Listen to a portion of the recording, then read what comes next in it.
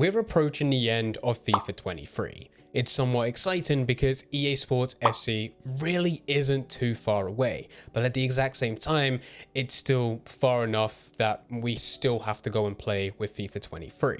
This is when FIFA, for a lot of players, is completely dead. And that's why in today's video, we're going to be going through a few things that you can do right now, which makes FIFA a bit more entertaining, at least until EA Sports FC does finally release. But before we do get into the video, if you really want to take advantage of the times right now, then it is still a good time to go and buy FIFA coins. And there is no better place than SkyCoach. SkyCoach offers cheap, fast and reliable FIFA 23 coins. All you need to do is set how many coins you want, the platform that you play on, and in a few short hours, those coins will be added to your account, ready for you to do some of the stuff that we're going to be talking about in today's video.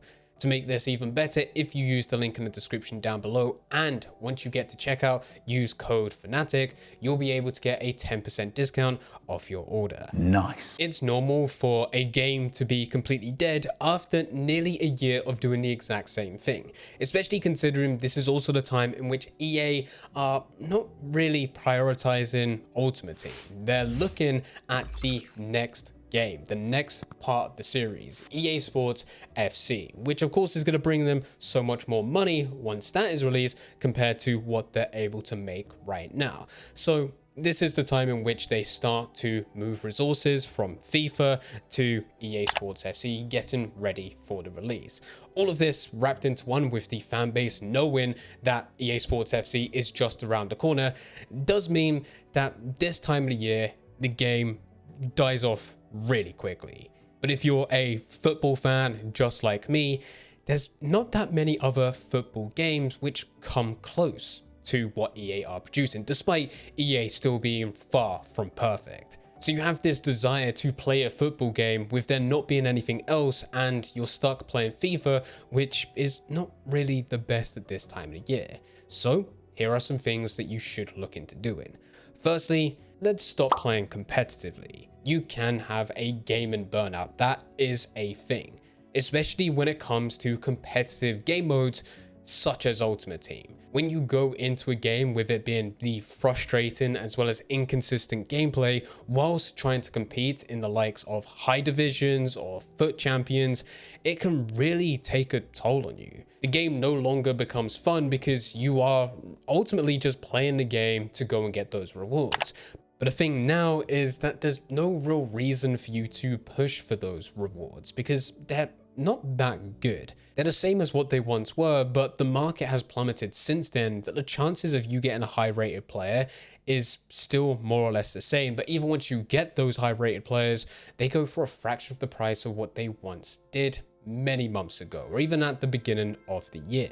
A lot of people find that going into these competitive game modes only for you to get rewards which are mediocre, especially at this time, that's where the game itself becomes very boring. But if you're no longer playing for the rewards and just do what you want to do, whether that is go into divisions, foot drafts, squad battles, or even just go into friendlies, which is normally where I spend the most of my time, that is where you're more likely to have a lot more fun with this game rather than doing the same thing as what you've done throughout the whole of this year up until this point.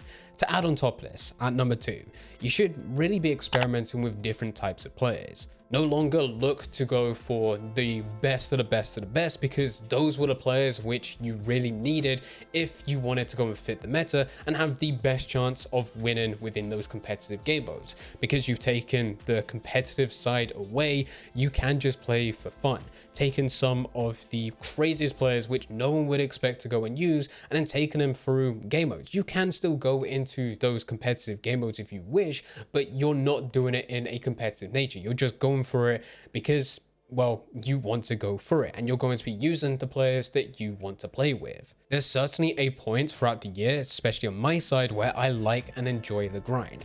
I'll trade as much as I can, build up as many coins as I can so that I can buy into the very best players. Team of the years, team of the seasons, icons, you name it. I'm looking to play with them. But towards this time of the year, I'll start looking at different types of teams. Bronze, silver, rainbow squad, just common gold players, players from a specific league that I don't normally use. cards that look absolutely insane but never really fit the meta, or they weren't part of a good nationality or league for me to link them up to. Maybe I managed to pack players early on within this game, but I just had a much better team and didn't really fit that player into it. So now's the time in which I can go back, give that card a try. This normally leads to there being some real crazy and wacky teams, but it's a lot of fun.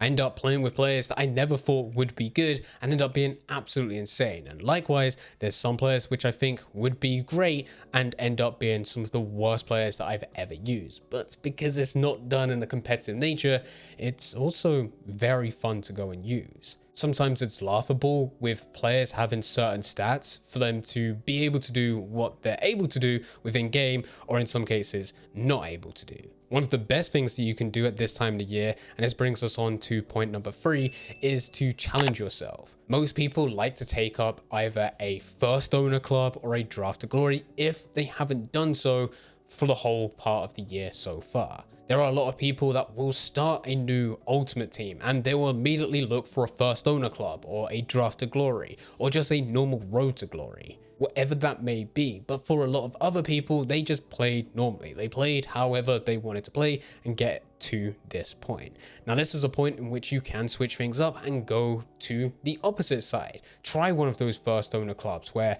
you only get players from your starter team right at the beginning, the packs that you open, and SBCs. You're not allowed to use the transfer market and see how far you can get. With a draft to glory, you'll start things out and you may put on some FIFA points or transfer over 15,000 coins. You'll go through a draft, see how far you can get in there and the rewards that you can claim to see if you can go back through a draft and see how many times you can keep going through this loop. What's crazy about these challenges, because the market has crashed so much over the last couple of months, the interest from other people playing this game has dropped so much that now you're able to get some insanely high rated players for just 100k, maybe even less. And in terms of going through a first owner club with these team of the seasons being there every single week through packs and being the red player picks as you go through FUT Champions, or you can even find some of these selected cards to be parts of your objectives, it doesn't take as long to build a godlike club.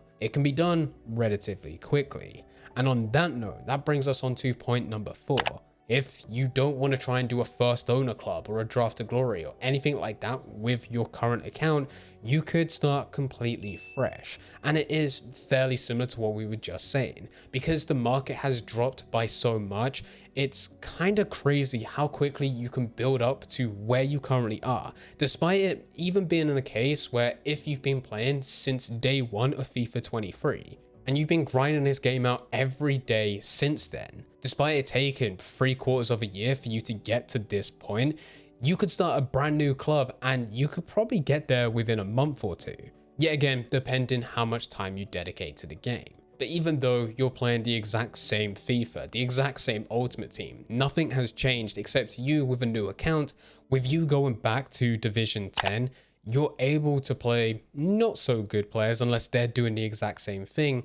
And it becomes somewhat of a breeze, but also somewhat fun. It is like playing a completely new FIFA because you don't have to deal with the intense sweat, which you will have within higher divisions. And you're doing this with a starter squad right at the beginning, but you're going to see massive improvements. Whereas day 1 of FIFA 23, where if you wanted to build to a relatively good team, you're going to need tens of thousands, hundreds of thousands of coins, and that would give you a all rare gold team. Now you're able to build up to a similar price range but get a full special card team of the seasons, team of the weeks, icons, you name it. They can all be part of that team. Progression is so much faster and you get a dopamine hit from it. There's also an extra bonus to this, which we might as well cover. By starting a new account now, it unlocks another account that you can use at the beginning of EA Sports FC, as long as EA are doing a similar thing to Ultimate Team as what they do every other year.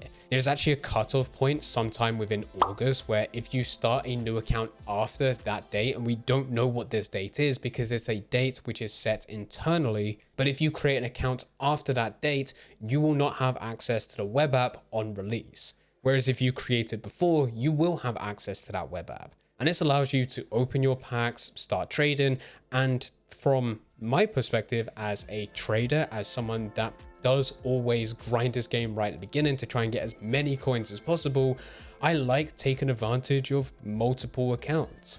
What I used to do years ago was trade across multiple accounts with the web app, claim my rewards, build up my coin balance, go through the SBCs because they were tradable, and then funnel all of those coins into one account where it would put me hundreds of thousands, potentially even 1 million coins ahead of most people before the release of the game. Now, it's slightly different now because a lot of these rewards are untradeable. You can still trade and build up your coins and then funnel them through, but you're just not going to get as much as what you once were. But what you can do is take advantage of each account, open all the packs, see which one got the best, and then use the one which had the best rewards. Just an extra thing on top, and that is of course something that you could take advantage of if EA are doing the same thing with EA Sports FC. Finally, if everything that we've just gone through doesn't really interest you, then the only other option is to stop playing, or at least stop playing Ultimate Team. You can go through the other game modes, career mode, Volta, pro clubs, and I'm sure you will have a lot of time going through them. But if you're really not interested in FIFA, this is the time in which you can give it up, try out some new games, and then come back in a few months when EA Sports FC is released. And honestly, that may be the best option out of everything that we've gone through in this list. If you do have any questions about anything, then please feel free to leave them in the comment section down below. But anyway guys, I hope you guys did enjoy. If you did enjoy, don't forget to leave a like and subscribe. But for now, I'm going. So see ya.